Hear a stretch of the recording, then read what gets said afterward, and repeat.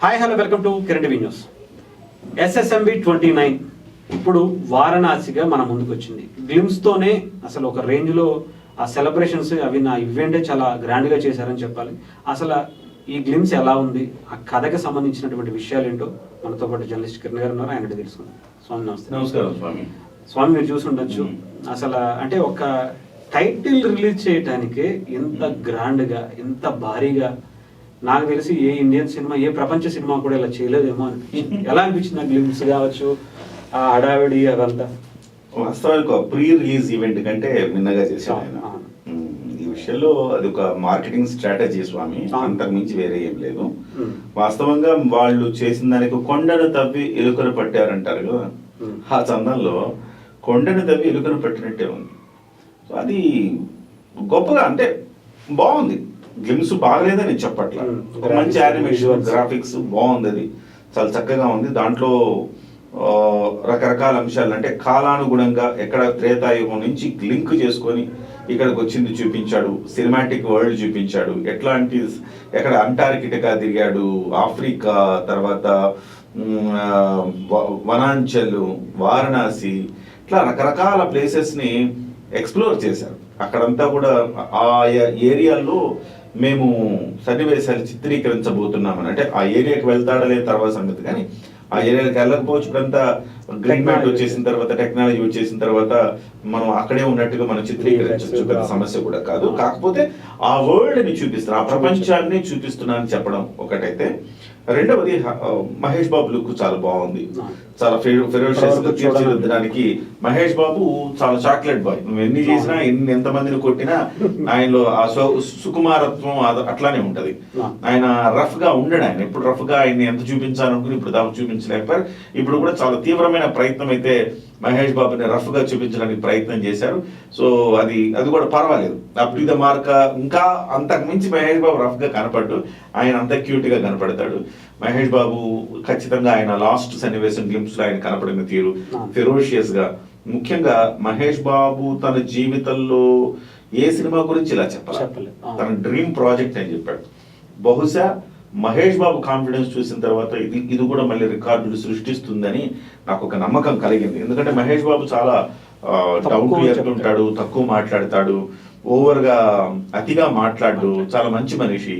తనకున్న దాంట్లో తను సేవా కార్యక్రమాలు చేస్తాడు. మహేష్ బాబు అనే వ్యక్తి ఇది ఎటువంటి వివాదాలకు తావు లేని ఒక వ్యక్తి, అందరూ ఇష్టపడే వ్యక్తి మహేష్ బాబు. అందరు హీరోలు ఇష్టపడతారు, మహేష్ బాబు కూడా అందరి హీరోల్ని ఆయన కూడా ఇష్టపడతాడు. ఆయన ఎవరితో కూడా కాంట్రవర్సీ పెట్టుకోడు, సో పోటీ పెట్టుకోడు, తన సినిమాలు ఏవో తాను చేసుకుని వెళ్ళిపోతా ఉంటాడు. ఒక మంచి డీసెంట్ బిహేవియర్ కలిగిన ఒక మంచి హీరో మహేష్ బాబు అని చెప్పాలి. డెఫినెట్ గా అందులో మహేష్ బాబుకి డెఫినెట్ గా ఈ సినిమా మరొక మైల్ రాయి అవుతుంది అనటంలో సందేహం లేదు. కానీ నాకు ఒకటే ఈ మొత్తం గ్లిమ్స్ చూసిన తర్వాత మనం ఎక్కడి నుంచి ఎక్కడి దాకా తీసుకెళ్లాడు సినిమా, ఆఫ్రికా అడవుల్లో ఎట్లాంటి సన్నివేశాలు చిత్రీకరించాడు, ఇవన్నీ కూడా చూపించాడు. ఒక మంచి గ్రాఫిక్స్ ఎలా పుట్టాడు అనేది మంచి గ్రాఫిక్స్ ఉన్నాయి. త్రేతాయుగం నాడు వానరులంతా కలిపి ఒక పిరమిడ్ లాగా ఏర్పడితే పైనుంచి రాముడు బాణాలు వేసే ఒక సన్నివేశం చూపించాడు. ఇవన్నీ కూడా ఒక విజువల్ వండర్ గా ఉండబోతోంది అని చెప్పకనే చెప్పాడు, విజువల్ వండర్ గా ఉండబోతోంది అని చెప్పకనే చెప్పాడు. సో అట్లానే మహేష్ బాబు కెరీర్ లో బహుశా ఇలాంటి వేషాలు ఇప్పుడు అంటే వాళ్ళ నాన్నగారు అనేవారట, నువ్వు ఏదైనా ఒక మంచి గెటప్ వేస్తే బాగుంటావు మహేష్ అంటే. తన మీద నమ్మకం లేదు, కానీ ఈ సినిమా ద్వారా రాముడి గెటప్ వేయడం ద్వారా మా నాన్న కళ నెరవేరింది అన్నాడు. డెఫినెట్ గా మహేష్ బాబు లాంటి ఒక మంచి వ్యక్తికి ఈ సినిమా మంచిగానే హిట్ కావాలని మనం కోరుకుందాం. అలాగే రాజమౌళి విజయాల పరంపరలో ఈ సినిమా కూడా మరింత ముందుకు తీసుకెళ్ళాలి. భారతీయ ఖ్యాతిని, భారతీయ సంస్కృతి సంప్రదాయాన్ని ప్రపంచవ్యాప్తం చేయాలని మనం అందరం కోరుకోవాలి. డెఫినెట్ గా అది చేస్తుందన్న నమ్మకం కూడా నాకు ఉంది. డెఫినెట్ గా రాజమౌళిని మనం తక్కువ, రామాయణంలో ఒక ముఖ్య ఘట్టాన్ని తీసుకున్నా, రామాయణంలో ముఖ్య ఘట్టాన్ని చెప్తూనే కొన్ని చెప్పేసి రాముడు గెటప్ అదే ఆయన అంటుంటాడు. కానీ నేను ఎవరిని దేవుణ్ణి నమ్మడని, కానీ రామాయణంలో అది రాస్తున్నప్పుడు ప్రతి సన్నివేశం రాస్తున్నప్పుడు నాకు ఒక రకమైన కొత్త ఉత్సాహం కలిగింది. ఎక్కడి నుంచి వస్తారు, దేవుడే ఇస్తాడు కదా. రాస్తున్నప్పుడు మహేష్ బాబు చూసి గూస్ బంప్స్ వచ్చినాయి, రాస్తుంటే ప్రతి సన్నివేశం ప్రతి డైలాగ్ రాస్తుంటే నేను ఎక్కడో నేను మైమరిచిపోయాను, గాల్లో నడుస్తున్నట్టుంది. ఇవన్నీ కూడా ఆయన చెప్తున్నప్పుడు ఆయన్ని వాళ్ళ నాన్న చెప్పినట్టు ఆయన దేవుడే బహుశా ఆయనకి దేవుడు అంటే నమ్మకం లేకపోయినా బహుశా దేవుడు పూర్వజన్మలో ఆయన ఏమన్నా అదృష్టం చేసుంటాడు. పూర్వజన్మ ఇవి ఉంటాయని చెప్తారు. పూర్వజన్మలో మనం పాపాలు చేసి ఈ జన్మలో బాధపడతాం, మన పూర్వజన్మలో మనం పుణ్యాలు చేసి అంటూ ఉంటారు కదా.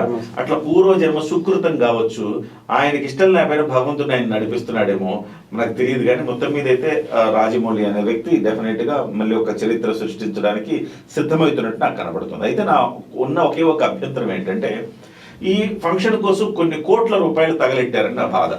ఓకే, ఎందుకంటే మనం ఇప్పుడే మాట్లాడుకుంటున్నాం సినిమా బడ్జెట్ అని మాట్లాడుకుంటున్నాం. మేము ఇదంతా ఒక్క ఇది మీరు చేయడం, ఒక మామూలు ఒక ఫంక్షన్ తీసేసి ఒక దాంట్లో పెట్టి చేసేసేయచ్చు, లైవ్ ఇచ్చి చేసేసేయచ్చు. కానీ మీరు ఇంత బడ్జెట్ పెట్టారు కదా దీనికి, కొన్ని దాదాపు నాకు తెలిసి ఒక 10 కోట్ల రూపాయల ఖర్చు, 10-15 కోట్ల రూపాయలు ఖర్చు పెట్టారేమో. ఇన్ని కోట్ల రూపాయలు ఇట్లా మంచినీళ్ళలా మీరు ఖర్చు పెడతా ఉన్నారు కదా. తర్వాత ఏమంటారు, మళ్ళీ మాకు సినిమాకి ఇంత ఖర్చు అయింది అంత ఖర్చు అయింది అని.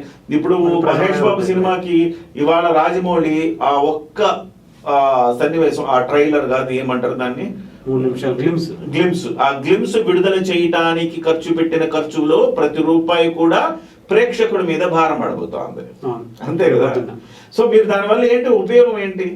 మీరు అంత ఖర్చు పెట్టడం వల్ల మీరు ఒక మామూలు హోటల్లో నిర్వహించేసి ఒక 10 లక్షలు పెడితే హోటల్లో ఒక మంచిగా ప్రెస్ మీట్ పెట్టేసి నిర్వహించవచ్చు, బ్రహ్మాండంగా మాట్లాడచ్చు, అన్ని జరిగిపోతాయి.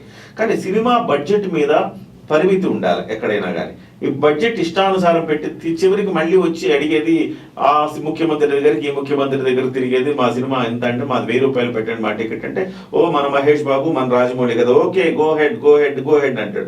గో హెడ్ అంటే 1000 రూపాయలు పెట్టి సినిమా రిలీజ్ చేస్తాడు. ఎందుకంటే ఇది ప్రపంచవ్యాప్తం మొన్నటిదాకా మీరు చూసింది పాన్ ఇండియా సినిమాలు, ఈ పాన్ వరల్డ్ సినిమా అండి, కాబట్టి మేము 1000 రూపాయలు పెడుతున్నాం టికెట్. పాన్ ఇండియా సినిమాకి మీరు 495 రూపాయలు పెట్టి చూశారు కదా మీరు ఐమాక్స్ లో, మరి దీనికి 1000 రూపాయలు పెట్టి చూడండి, ఇది ప్రపంచవ్యాప్తమైన సినిమా కదా అని చెప్పేసి అంటారు. అవునా అనుకొని, అవును కదా ప్రపంచవ్యాప్తం కదా, అవును కదా స్టీవెన్ స్పీల్బర్గ్ కదా ఈయన ఇండియన్ డైరెక్టర్ లో ప్రపంచ ప్రఖ్యాతి కదా, అవును కదా మన సినిమా కూడా మనం ప్రపంచవ్యాప్తంగా మనందరం చంకలు గుద్దుకొని వెళ్ళి చూస్తాం. మాత్రం తక్కువ రేటుగా కొనుక్కుంటారు, అంతే కదా. సో పక్కన తమిళనాడులో వాళ్ళు 200 రూపాయల మించి పెట్టరు. అంటే నా ఉద్దేశం ఏంటంటే, ఇట్లా చేసిన తర్వాత ఇలా 1000 రూపాయలు అంటే ఐ బొమ్మ రవి కాకుండా ఇంకొక బొమ్మ సురేష్ వస్తాడు. ఆ బొమ్మ సురేష్ వచ్చి దీన్ని 1000 రూపాయలు ఎందుకు పిచ్చోళ్ళారా, సినిమా మీరు 5000 రూపాయలు 6000 రూపాయలు పెట్టి ఒక ఫ్యామిలీ వెళ్ళి పాప్కార్న్ అన్నిటితో కలిపి 10,000 రూపాయలు అయితే, ఆ 10,000 రూపాయలు పెట్టి మీరు ఎందుకు కొనుక్కోవడం, చూడండి నేను ఆ బొమ్మ అని చెప్పి మరొక సురేష్ వచ్చి దీన్ని మళ్ళీ ఒక దాంట్లో పెడతాడు. అప్పుడు మళ్ళీ లబో దీపం అంటారు, ఇదేంటంటే మా దాన్ని పైరసీ చేశారండి. అంటే మీకు అవసరమైన చోట ఖర్చు పెట్టడంలో తప్పేం లేదు. సో దీనివల్ల మీకు సినిమా క్వాలిటీ పెరగదు. మీరు సినిమాలో ఈ డబ్బుని మీరు తీసుకెళ్లి సినిమాలో గ్రాఫిక్స్ మీద మరింత మీరు ఇన్వెస్ట్ చేస్తే ఇంకా పెరుగుతుంది క్వాలిటీ.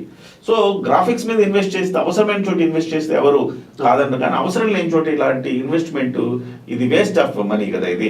సో చివరికి పడేది ప్రజల మీద వేస్తారు. మనకి గేమ్ చేంజర్ విషయంలో కూడా అదే తెలిసింది, చాలా ఎక్కువ టైం షూట్ చేస్తారని, సాంగ్స్ కి ఎక్కువ డబ్బులు ఖర్చు పెట్టారని. ఎక్కువ సినిమా నిడివి పెరిగి, సినిమా రిలీజ్ అయ్యే కాలం పెరిగే కొద్దీ షూటింగ్ కాలం ఎక్కువ అయితే ఆటోమేటిక్గా డబ్బులు ఎక్కువ ఖర్చు అయిపోతాయి. సో అటువంటిప్పుడు సినిమా క్వాలిటీ లేకపోతే ఆటోమేటిక్గా ఫెయిల్ అయిపోతూ ఉంటాయి. సో కాబట్టి దీని నుంచి మనం అర్థం చేసుకోవాల్సింది ఏంటంటే, ఇలాంటి రాజమౌళి లాంటి దర్శకులు మీరు బడ్జెట్ పరిమితిలో పెట్టుకోవాలి, తక్కువలో ఎక్కువ ప్రోడక్ట్ ఎట్లా రావాలనేది మీరు చూసుకోవాలి తప్ప కంటెంట్లో చూపించాలి, అంతే తప్ప ఈ కటౌట్లో పెట్టడం వల్ల పెద్దగా ఉపయోగం లేదు. అంతేనా? రైట్. ఏదేమైనా కానీ కంటెంట్ ఉంటే సినిమాకి ఆ కటౌట్ ఒకటి చాలు అని చెప్పి చెప్తున్నారు. ఇంత ఖర్చు, ఇంత హడావుడి అవసరం లేదనేది కిరణ్ గారి అభిప్రాయం. Thank you so much.